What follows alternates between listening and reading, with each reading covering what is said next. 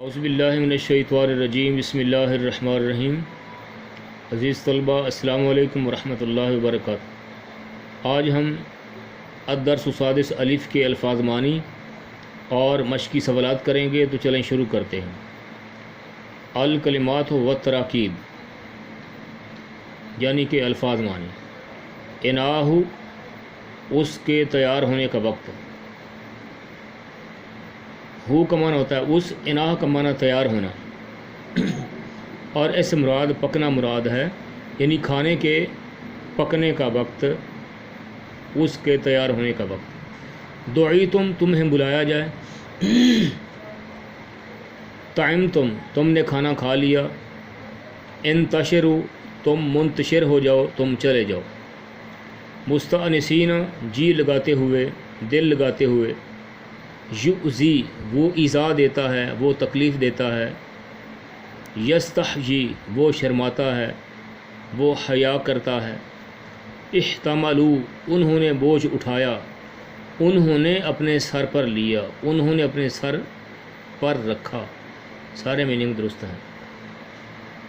سوالات میں پہلا سوال ہے، ان آیات میں اہل ایمان کو رسول اللہ صلی اللہ علیہ وسلم کے گرانے کے بارے میں کیا ادب سکھایا گیا ہے؟ کیا ادب سکھایا گیا ہے؟ سبق کے شروع میں اس کا جواب ہے،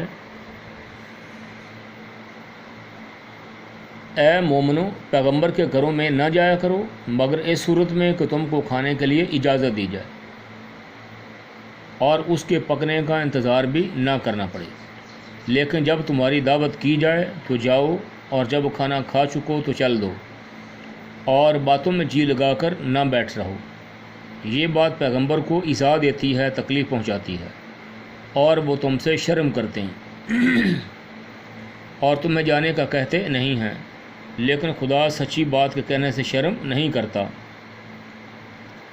اور جب پیغمبر کی بیویوں سے کوئی سامان مانگو تو پردے کے باہر سے مانگو، یہ تمہارے اور ان کے دونوں کے دلوں کے لیے بہت پاکیزگی کی بات ہے،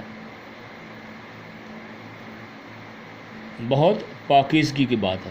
اور تم کو یہ شایع نہیں کہ پیغمبر خدا صلی اللہ علیہ وسلم کو تکلیف دو، اور نہ یہ کہ ان کی بیویوں سے کبھی ان کے بعد نکاح کرو، بے شک یہ خدا کے نزدیک بڑے گناہ کا کام ہے۔ یہاں تک پہلے سوال کا جواب ہے، آپ نشان لگا کے یاد کریں۔ دوسرا سوال، رسول اکرم صلی اللہ علیہ وسلم کے ہاں کھانے کی دعوت پر آنے والوں کو کن آداب کی تعلیم دی گئی ہے؟ تو اس کا جواب بھی سبق کے شروع میں جو ہم نے کوشچن نمبر 1 کیا ہے، اس کا جو فرسٹ ہاف جواب بنتا ہے وہ اس سوال کا جواب ہے۔ اے مومنو پیغمبر کے گھروں میں نہ جایا کرو مگر اس صورت میں کہ تم کو کھانے کے لیے اجازت دی جائے اور اس کے پکنے کا انتظار بھی نہ کرنا پڑے، لیکن جب تمہاری دعوت کی جائے تو جاؤ، اور جب کھانا کھا چکو تو چل دو، اور باتوں میں جی لگا کر نہ بیٹھ رہو۔ یہ بات پیغمبر صلی اللہ علیہ وسلم کو ایذا دیتی ہے، تکلیف پہنچاتی ہے، اور وہ تم سے شرم کرتے ہیں اور کہتے نہیں ہیں، یعنی تمہیں جانے کا نہیں کہتے ہیں، لیکن خدا سچی بات کے کہنے سے شرم نہیں کرتا۔ یہاں تک سوال نمبر 2 کا جواب آپ نشان لگا کے یاد کریں۔ تیسرا سوال، نبی اکرم صلی اللہ علیہ وسلم پر درود و سلام کی کیا اہمیت ہے اور اس کے متعلق کیا حکم دیا گیا؟ بڑا مشہور سوال۔ یہاں پر جو اس کا جواب بنتا ہے وہ یہ، ان اللہ و ملائکتہ یصلون علی النبی یا ایھا الذین آمنوا صلوا علیہ وسلموا تسلیما۔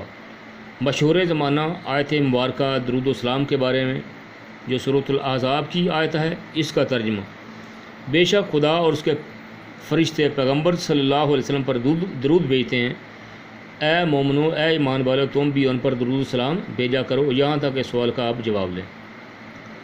اس کے علاوہ بھی عزیز طلبہ، آپ نے احادیث میں ایک حدیث پڑھی، من صلی علیہ مرۃ فتح اللہ لہ بابا من العافیہ، جس نے مجھ پر ایک مرتبہ درود بھیجا اللہ تعالیٰ نے اس کے لیے عافیت کا ایک دروازہ کھول دیا۔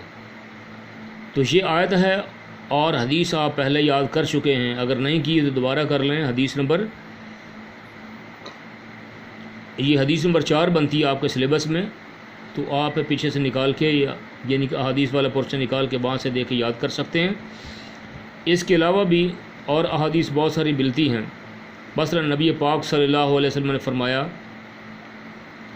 کہ جس نے مجھ پر ایک مرتبہ درود بھیجا اللہ تعالیٰ نے اس کے 10 گناہ معاف فرما دیے، 10 نیکیاں اس کو عطا فرما دی، 10 گناہ معاف فرما دیے اور 10 درجات بلند کر دیے۔